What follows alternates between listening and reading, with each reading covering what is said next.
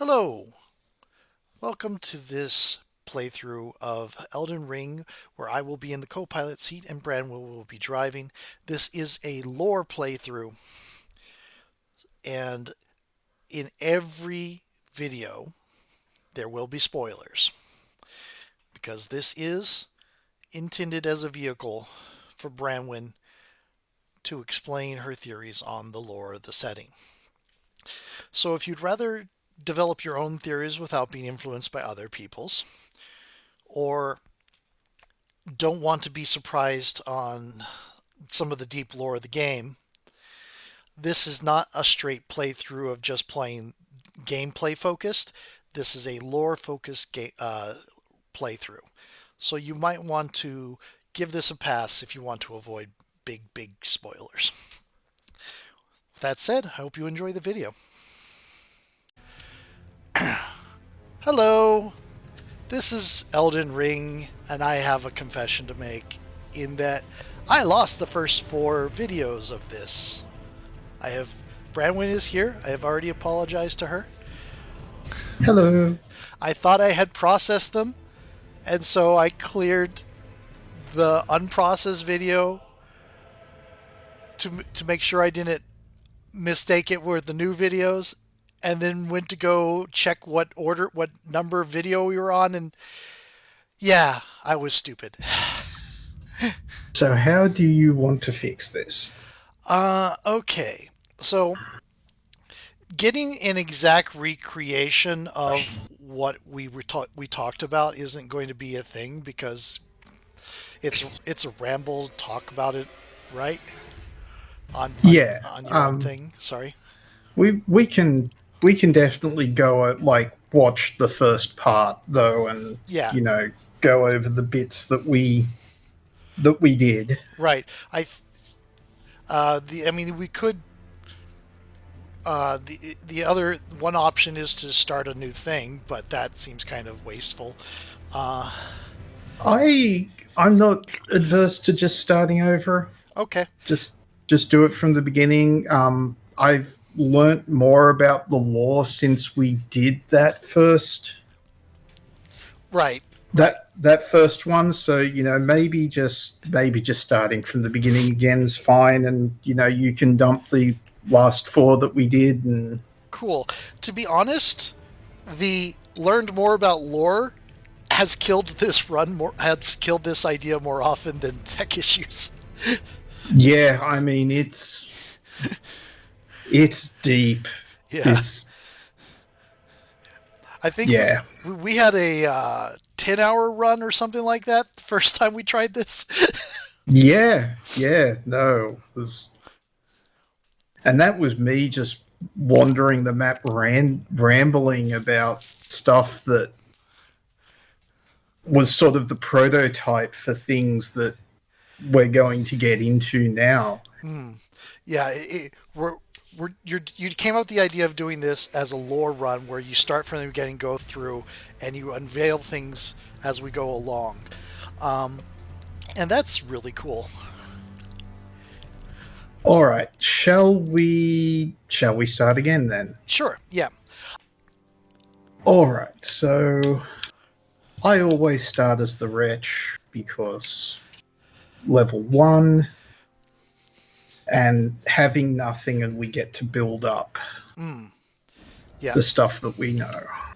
The other ones you've said don't give you anything that you wouldn't necessarily be able to get in game.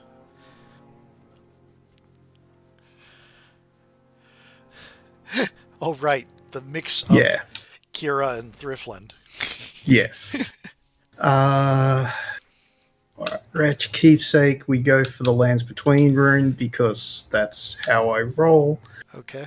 I'm just going to do some base templatey things rather than we can do full on mess with face later. Oh, they do have a mirror type thing later on. Yes. Okay. Face, goddammit. Face structure, hair. Um,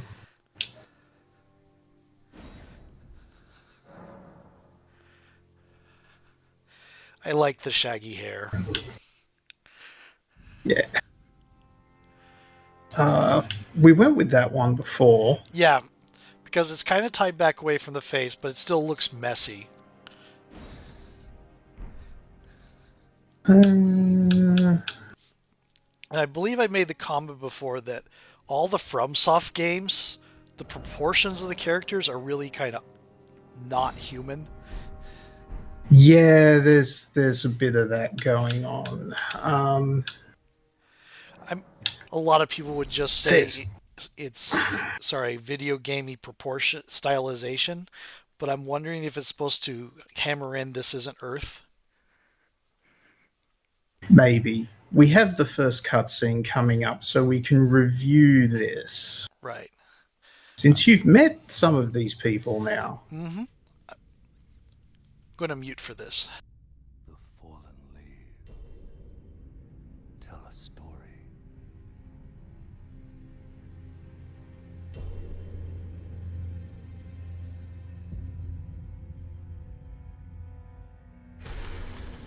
The great Elden Ring was shattered.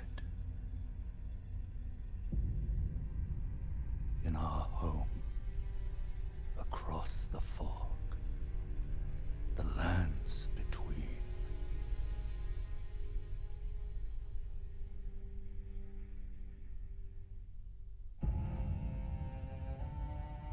Now, Queen Marika the Eternal is nowhere to be found. And in the night of the Black Knives, Godwyn the Golden was first to perish.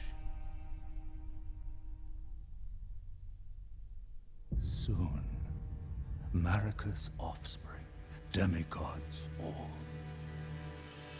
claimed the shards of the Elden Ring.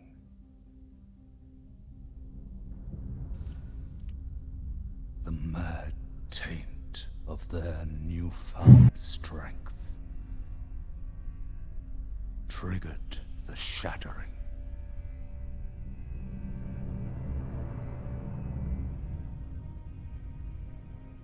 A war from which no lord arose. A war leading to abandonment by the greater will. Oh, rise now, ye tarnished, ye dead who yet live. The call of long-lost grace speaks to us all.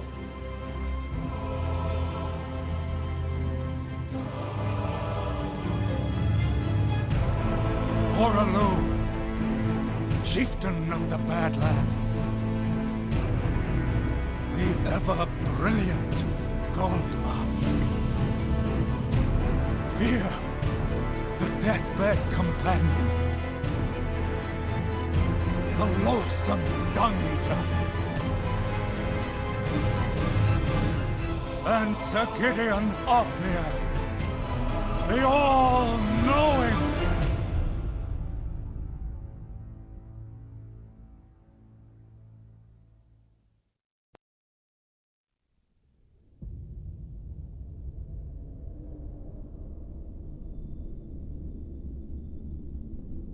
And one other, whom grace would again bless.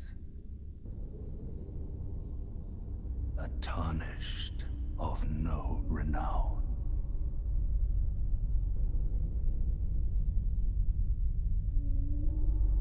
Cross the fog to the lands between.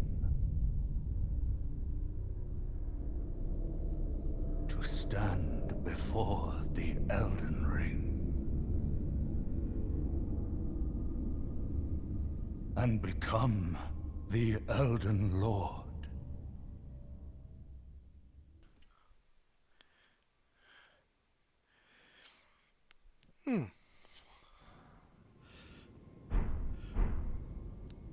And Yeah, so FromSoft continues to have like very dramatic, a good taste of the dramatic. oh yeah.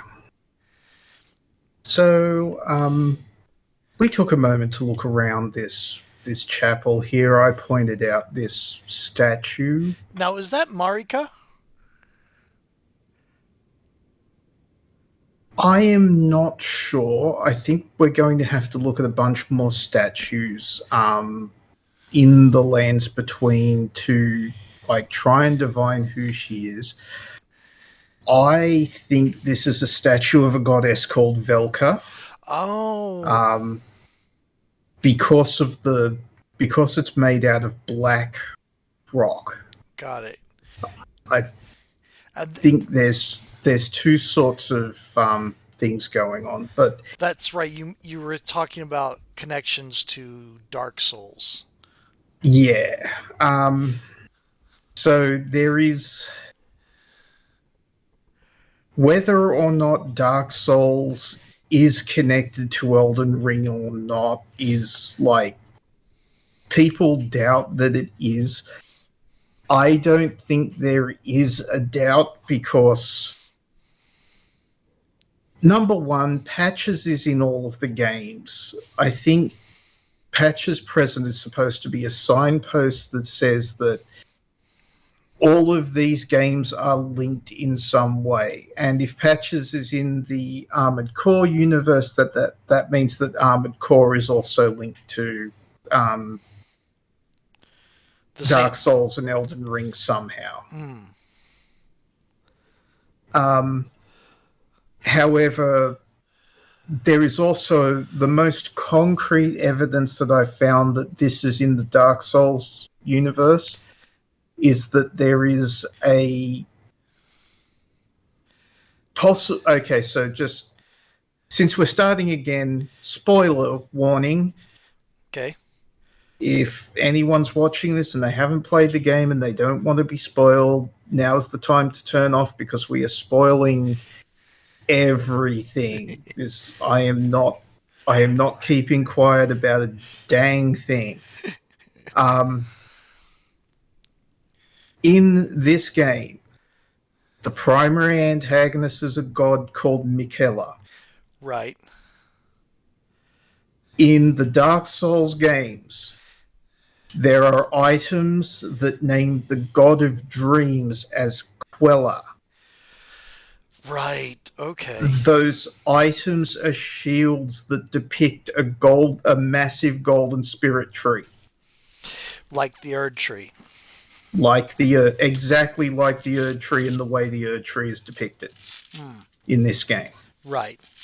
So honestly, I think the question of whether or not Dark Souls and Elden Ring is connected, that ship has sailed.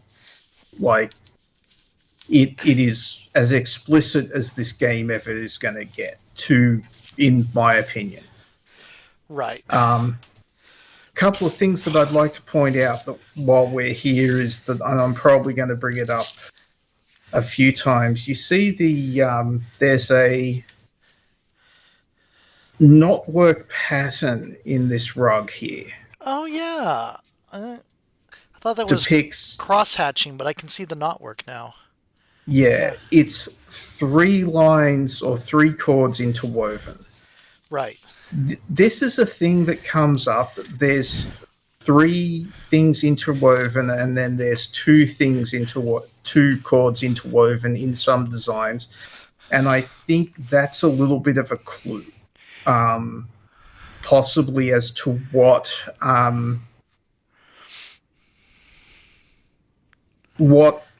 era the different styles come from and what they are supposed to symbolize. Another thing I would like to point out is this beast crest here. Kind of chimera looking thing. Yeah, I think it's supposed to be a lion rampant. Oh, okay, okay, I can see it. The tail's throwing me off. Yeah, that's the thing. The tail's different. but later on, we're going to pick up a Beast Crest shield, and we're going to see that Beast Crest more. So I think that's important. But yeah, black statues, whiter statues, there's a lot going on with that we're really going to have to examine. So someone wrote a message here saying, become the Elden Lord, and we have a dead finger maiden here.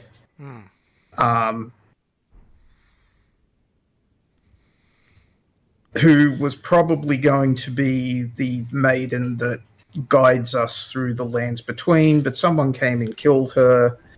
Made sure we don't stray from the path, yada, yada, yada. Yeah, and we are maidenless.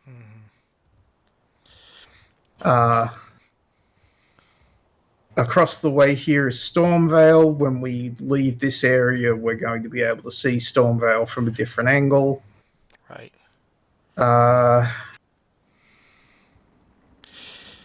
It's always amazing with Souls-like and Souls-born games just how beautifully rendered the environments are. There's so much detail that whenever detail is wrong or isn't present, it probably means something, which is one of the things that can blow your mind with this. So we've got another statue here with someone who could be Radagon, could be depicting some other ruler. But, and of course the big statue of Queen Marika. Right. That we're not going to be able to examine too closely because things about to happen. Yeah, the grafted scion. I'm just going to let it kill me this time.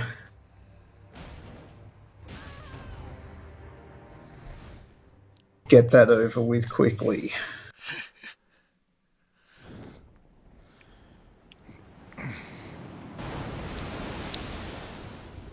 Sploosh. So for whatever reason, we get thrown in the water.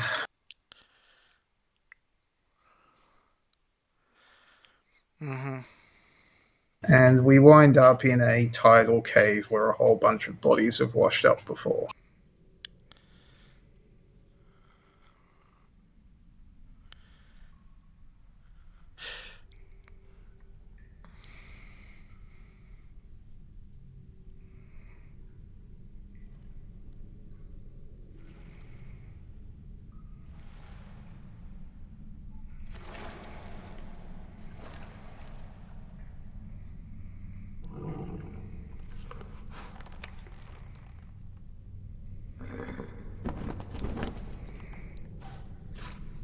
Horned horse.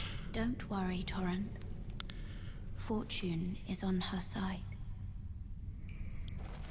We found her here after all.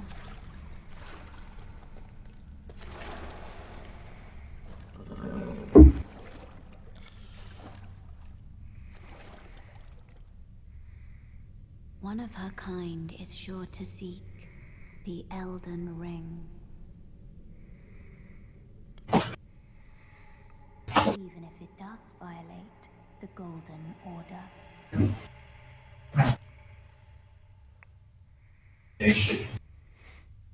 Sorry, you looked upset.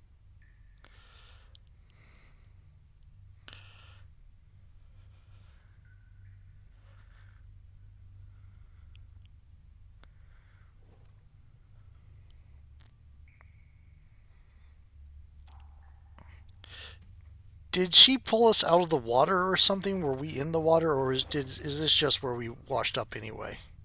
Just where we washed up anyway. I believe the idea is that she gave us the flask of crimson and, the flask of crimson tears and the flask of cerulean tears.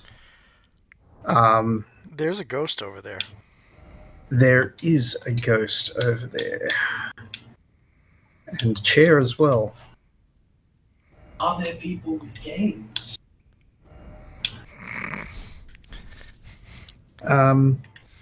Yeah, so this is the tutorial cave. You can learn how the game works.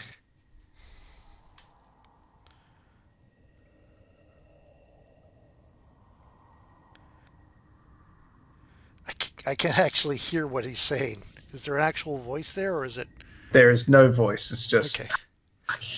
yeah. So he mentions, remember your warrior's blood and everything. That seems to be a so character later will mention our warrior's blood, and we'll talk that a bit before. We're a tarnished, which was a member of the army of Lord Godfrey, who waged war in the lands to unite the lands between. So all of the tarnish have warrior's blood in their veins. It's it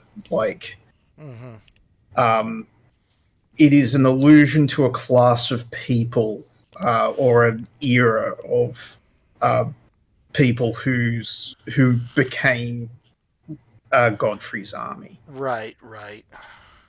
Yeah, and we have a spirit tree that is growing out of graves, which Interesting. yeah, which indicates that these things feed from death in some way. It is a spirit tree, but also it does block my movement. Well, So I mean, it is. you are kind of spirit in some ways. There's a spirit inside you. Yeah. Now, the intro cutscene uses the phrase "ye tarnished, ye dead, who yet still live." And I mentioned, is everybody undead in this, kind of like Dark Souls? And you said there aren't many true undead, and that you're not one of them. So is the ye dead who yet live, is that more metaphoric relating to the lost grace?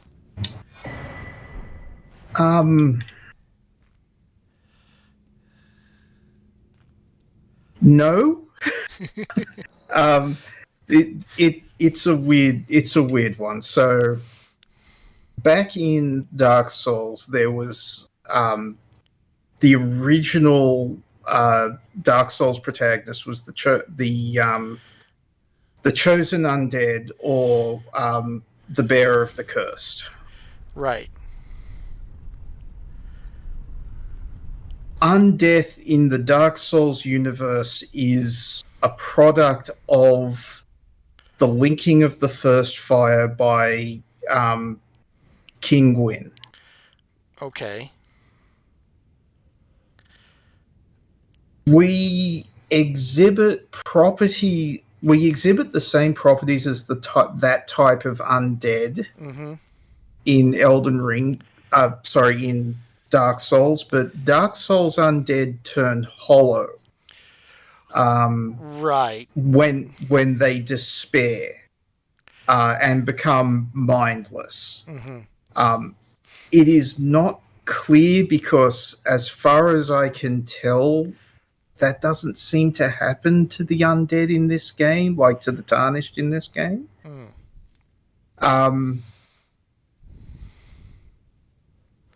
The way undeath works in this game is a little different, but that's not a deal breaker for it still being linked to Dark Souls, because over the course of the Dark Souls games, undeath seems to work a little different each time. By the third game, the only way you turn hollow is by doing it to yourself deliberately. Okay. By accumulating dark signs. So things change even in Dark Souls. even across the eras of Dark Souls. Each game has thousands of years between them. And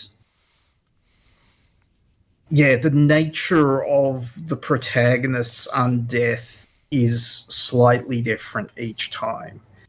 And I stopped there because, we're going to get into Limgrave. Limgrave, our first big vista. Okay. Pardon me. No worries. This is probably a good time to switch videos. So, because we're at 24. Awesome. Here we go. One moment.